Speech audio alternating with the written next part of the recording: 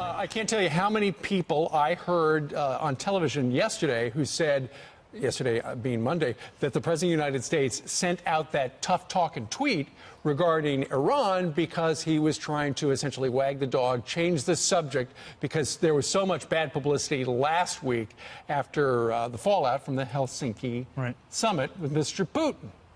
Well, I think a lot of people, what I'm hearing is look at the big picture. And if you look at Middle America and you look at the areas that are President Trump's base, they support what he's doing. Yes, there was criticism after Helsinki because he misspoke. But if you look at the big picture, to sit down with some of these leaders, and these leaders that have control of nuclear weapons, that we don't necessarily need on our bad side, we don't need them to be enemies, just to sit down is a step in the right direction. Let's bring in Ben Shapiro right now to have him weigh in on this. He's the editor-in-chief of the Daily Wire and the host of the aptly named Ben Shapiro Show. Ben, what did you make of all that mainstream media madness yesterday?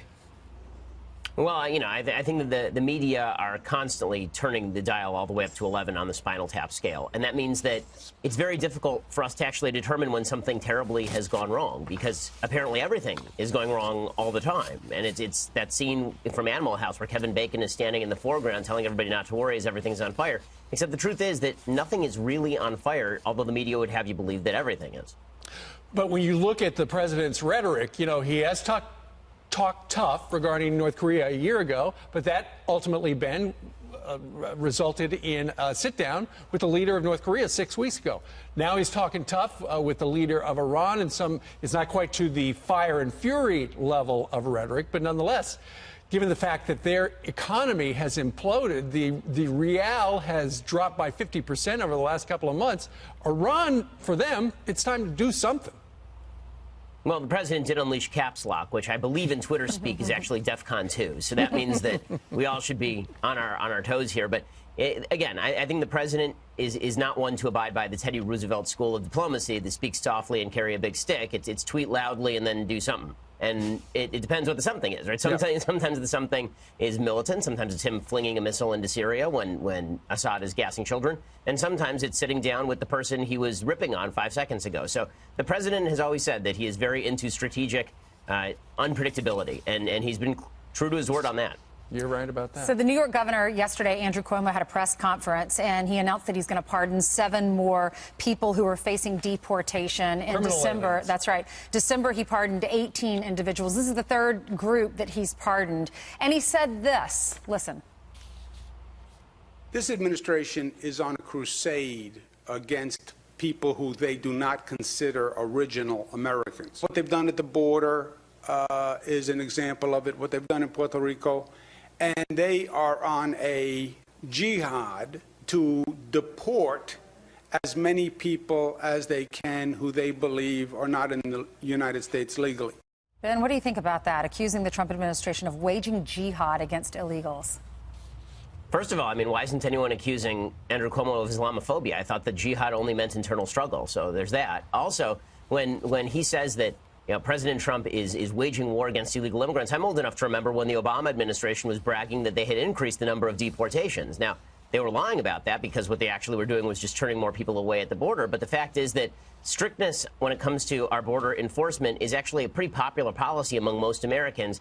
And if President Trump is attempting to deport all of the illegal immigrants who are in the country right now, if he's actually waging a war against them, he's doing a pretty poor job of it, considering that 11 million illegal immigrants are still living in the country. Good point.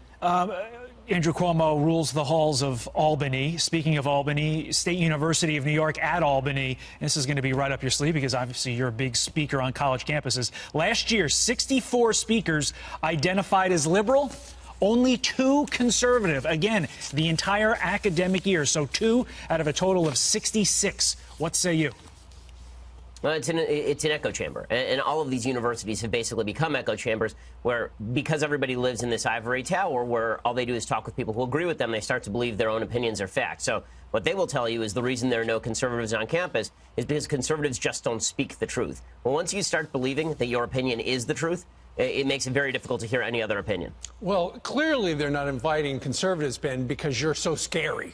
You are scary, Ben. No, I'm so bewildered by all of this. I've been told by everyone that I'm so scary, and My wife doesn't think I'm that scary, so that's a new one. But where does this come from? Is it the times that these professors grew up, that now that they're in charge and they're talking to students about this, that they have convinced everybody, guys like you are scary? Or where does that narrative come from? We should not have conservatives speaking on campus. Or is it just that they take a poll and they said, well, we voted and, you know, nobody wanted to hear you?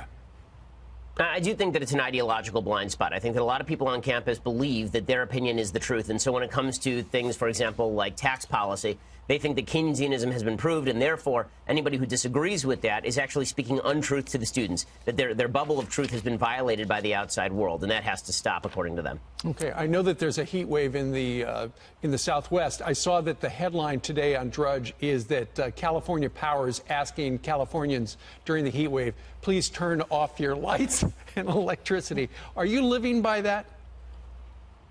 No, because I would die. It's 120 degrees out here. Nobody's living by that. That's why there's going to be rolling brownouts, just like there are every single year, because we will not build any new upgrades to the power grid or build any new nuclear factories that will actually create the power necessary for people